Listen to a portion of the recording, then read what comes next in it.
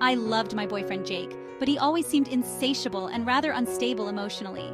He was younger than me, still in his early mid-20s, 23 to be exact, and I was just a few years over the 30 hill, turning 33. I knew he ultimately had more maturing to do, and I understood the dynamic. I wanted to help as much as I could, but I'd often seem naggy to him, and he complained that I would son him a lot. I guess that meant that I talked down to him as if he was a child. Mind you, we're only like 10 years apart. Not my intention. I was only trying to offer words of encouragement to assist with his growth as he develops more into the man he wants to become. As expected, him being emotionally immature only caused a rift in our bond. He'd think I was trying to use my age as an advantage to undermine him, which wasn't the case at all. He was always trying to argue about little things and spin them to make me the bad guy. What a complete narcissist. He even cheated on me. I was so depleted from the abuse. Finally, I got tired of the arguing and infidelity, and I left. I just needed to end this toxic relationship. So I broke up with him. With my heart in shambles, I ghosted him entirely. I wouldn't pick up his calls or answer texts. I had officially had enough of his shenanigans. So, time goes by, maybe a year or so, and I meet a new guy. He's a tad bit older than me, turning 45, so he's got me by 10 years or so. Talk about a role reversal. Surprisingly, we hit it off instantly, but decided to take things slow.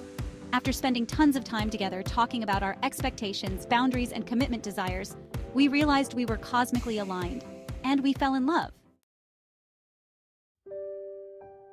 There came a moment where we had been dating for close to a year, and he finally wanted to introduce me to his family, so we attend his family reunion together.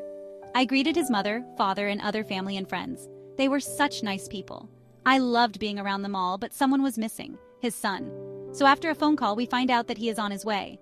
During the wait, my silver fox man rises to make an announcement. He takes my hand and pulls me up from my chair to stand beside him. He tells his family how much he loves me and couldn't imagine living without me. He goes on about how he values and appreciates me. And I am crying. He gets down on one knee and he proposes to me. Of course, I say yes and hug and kiss him because I love him and I'm in love with him. Very much. I believe he's my good karma owed after my last nasty battle of heartbreak. Pulling away from our blissful moment, his son finally arrives and approaches us. Like a deer in headlights, we stare at each other. Then, suddenly, I begin to grin mischievously at him as his dad reintroduces me to him. I reach out to embrace him with a hug and say, "Hey Jake, good to see you."